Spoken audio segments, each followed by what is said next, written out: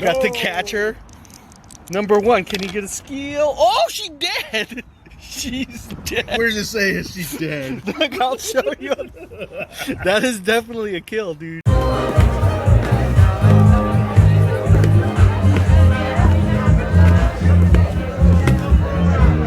What's up, guys? Heretic U here.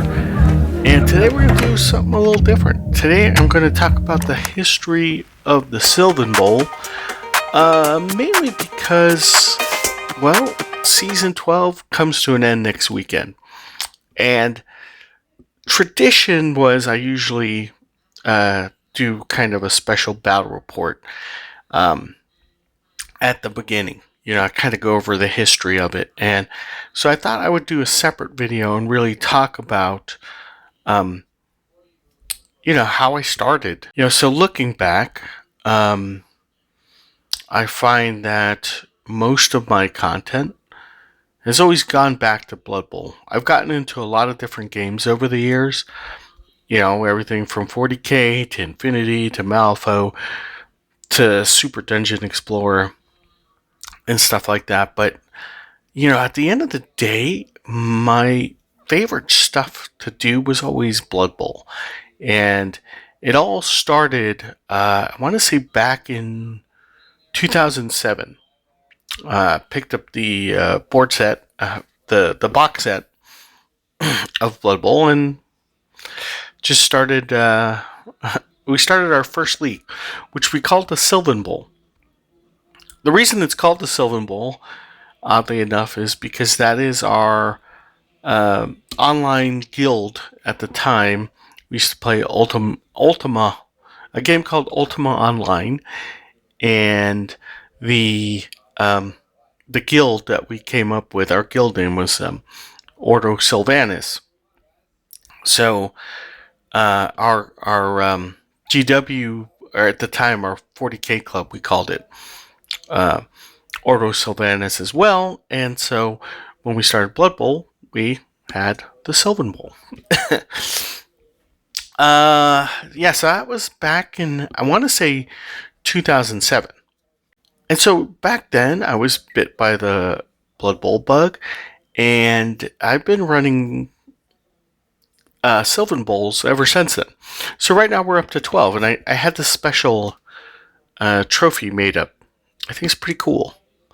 Friend painted, 3D printed this at work, and then I just slapped some paint on it, and I had this really cool idea of putting the each stitch, if you look really closely, has the winning team. So starting with like year one, which was the orcs. Year one was basically us learning how to play, and so the first team that won were the orcs. They were the it was just the box set. So, you know, the Orkland Raiders were actually the first team to ever win the Sylvan Bowl. Season 2, we actually had a proper season going. We still screwed up on a lot of the rules, so we had like star players with crazy amount of star player points.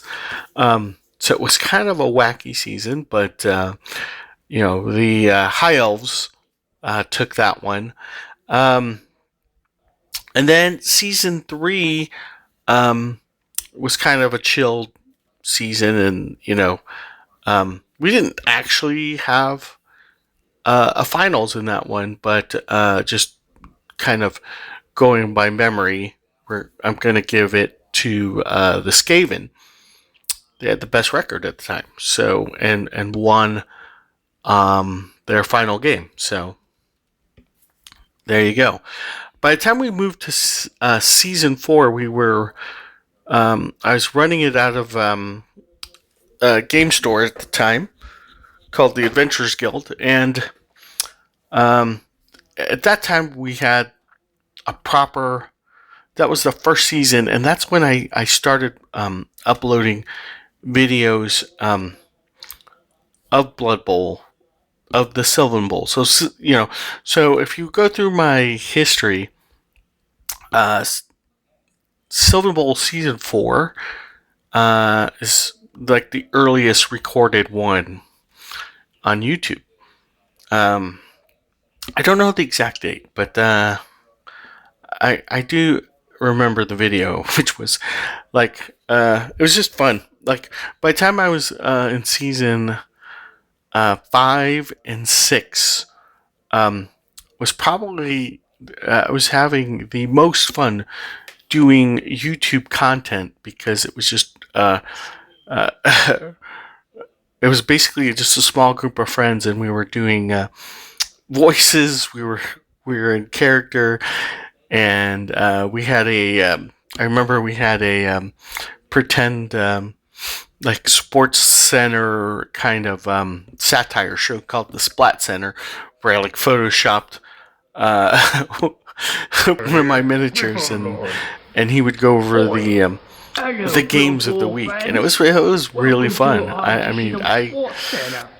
am a Today we're giant talking goober about the for Silver doing Bowl. that. Looking As we back, get close to you the would think I would playoffs, die we'll be of taking a look at cringe, 4 players. but it was actually pretty fun.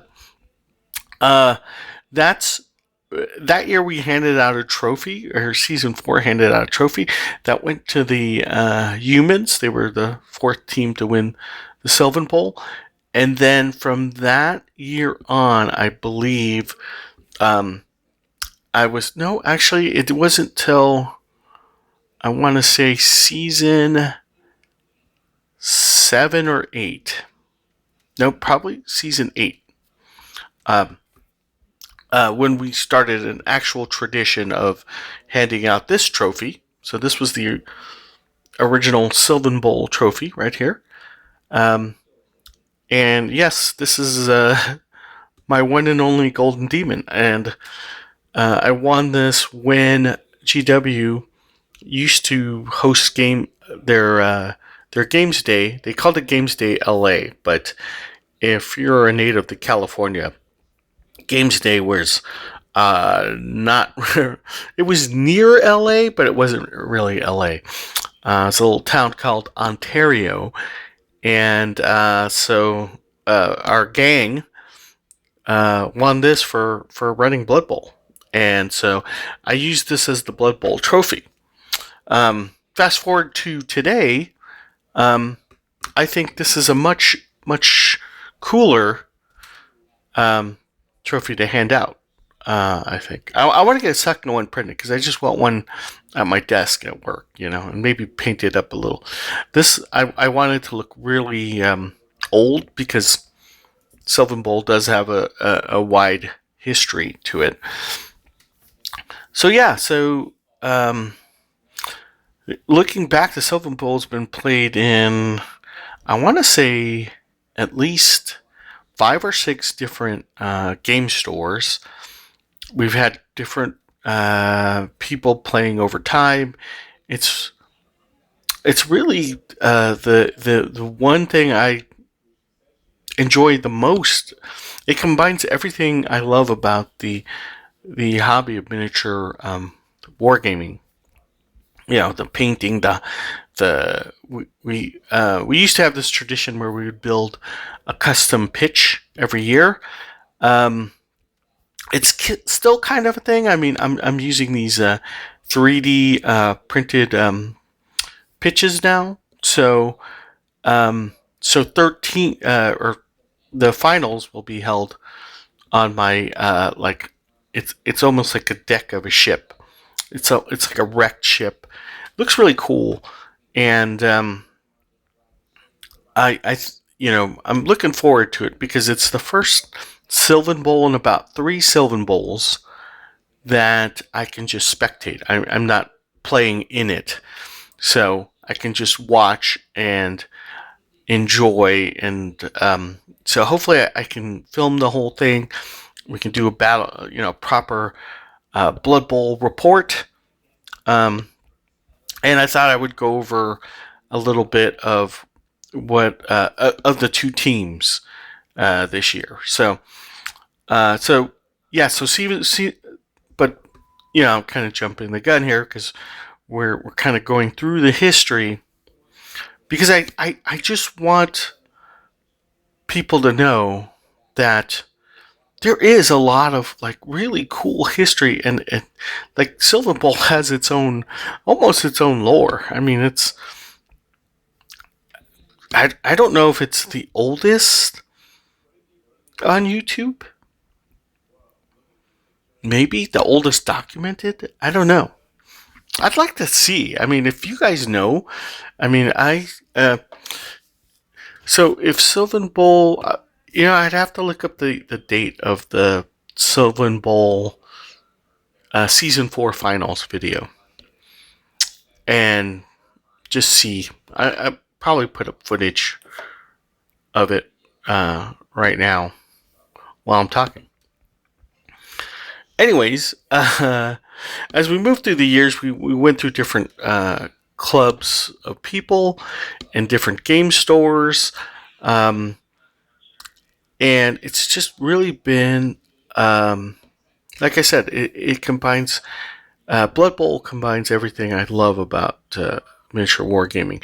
And the cherry on the top is running a season. Running a season is, I think, what really makes this game Blood Bowl stand out.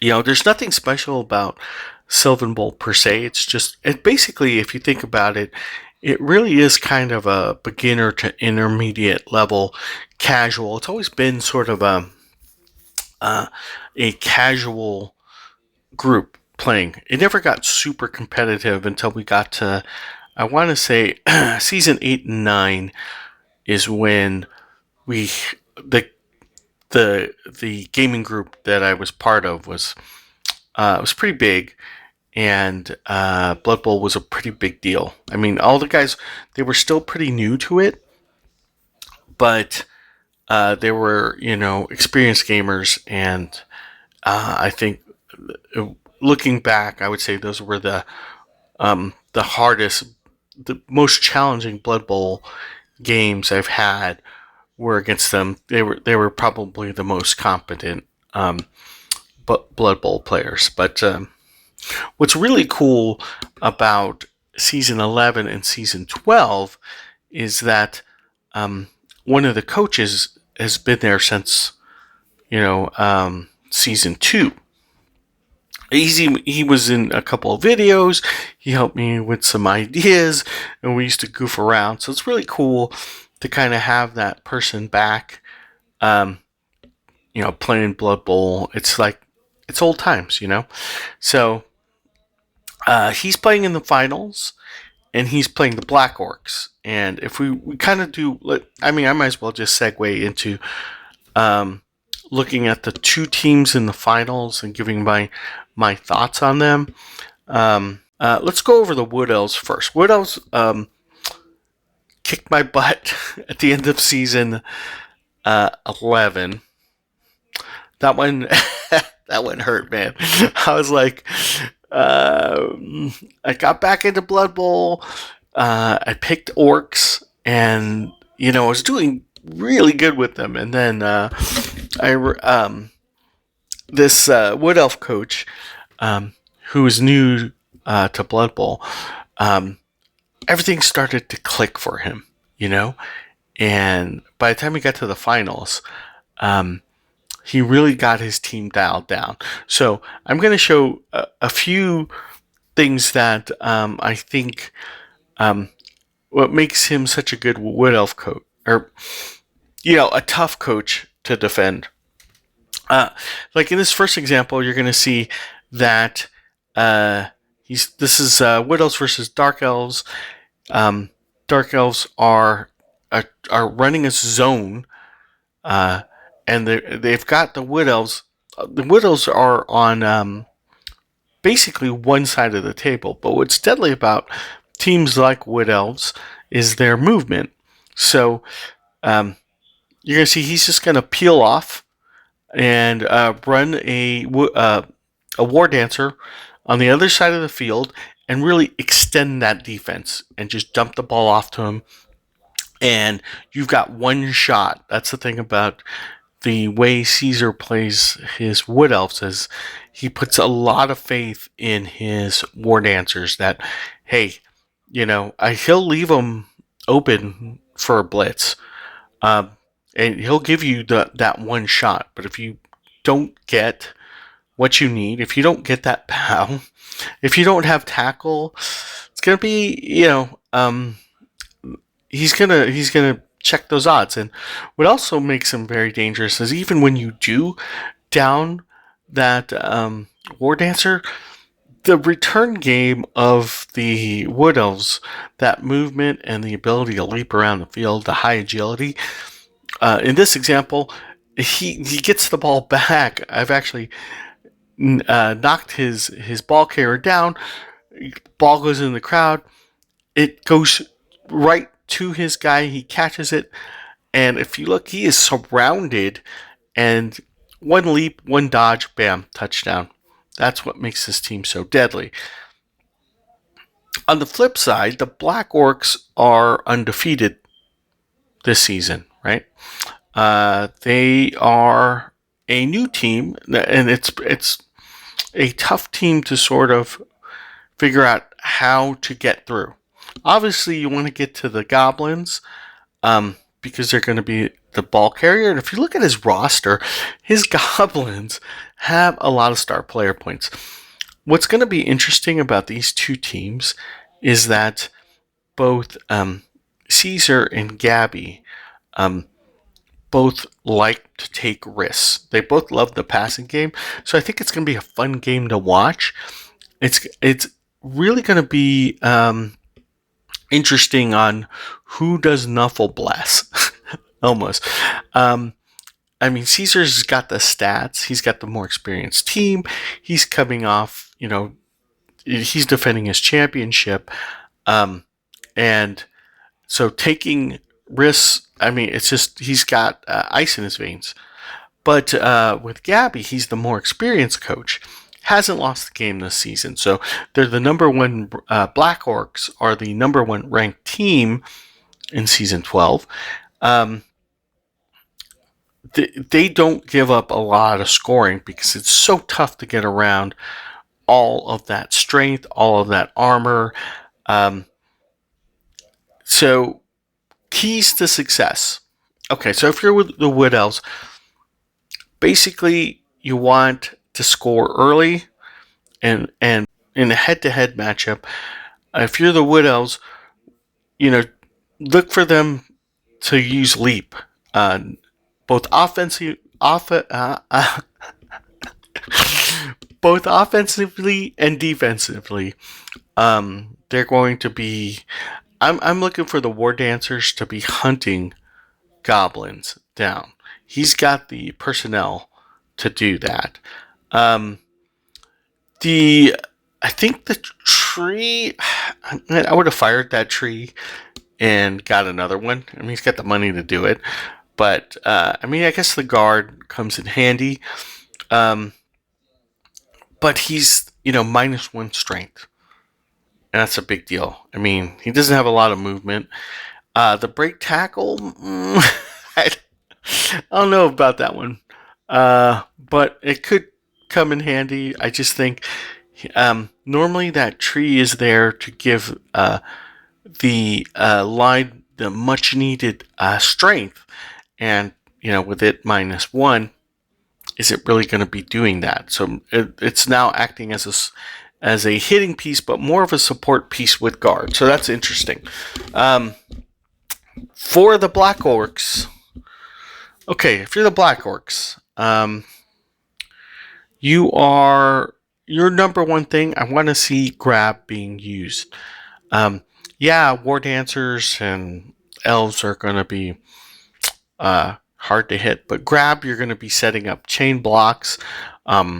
Look to use grab to put the War Dancers. If you're not knocking them down, then you're going to put them in an odd position where he's going to force him to use leap, but he's going to be leaping in bad situations. Obviously, you want to slow the pace down but and keep his guys away from your goblins, because the goblins are the real star of the show for this Black Orc team. Um, in fact, I think you're going to see a lot of goblin blitzes and goblin passes in this game. I'll be very surprised if I don't see that from this coach. All right, so who do I think is going to win? I don't know. I mean, we haven't played Blood Bowl since March, so both coaches are going to be rusty. If I went by history, I would say that Black Orcs are going to win. Caesar hasn't been able to beat Gabby. He hasn't beat him in season 12. His only loss is to Gabby in season 13. So if we were to use history, then that would favor the Black Orcs. But the Wood Elves have the more experienced team. They're overall, just a better team, and Caesar has surprised me every season, so I wouldn't count him out. So it's going to be a tough one. Man, if I had to put money, I'm gonna take Caesar. I'm gonna take Caesar with a 2-1 advantage. I just think that he'll be able to score in the first 3 turns if he gets the ball, and then he's gonna and the Orcs are gonna try to slow it down, and then they'll score, and then I think Caesar will do a quick score in the second half, and then leaving the Goblins to burn up rerolls and try to come up with some crazy thing. I think it's going to be a super exciting game. And listen, I've already been rambling for a while now. But hey, listen, guys. Hey guys, thanks for watching. Hope you enjoy this video. I know it's different, but I really wanted to give you guys some context on why the Sylvan Bowl has always been a special thing to me. So if you enjoyed the video, please hit like. If you're not subscribed, hit subscribe. I am starting to do more videos, and things are picking up. And I will see you on the next one.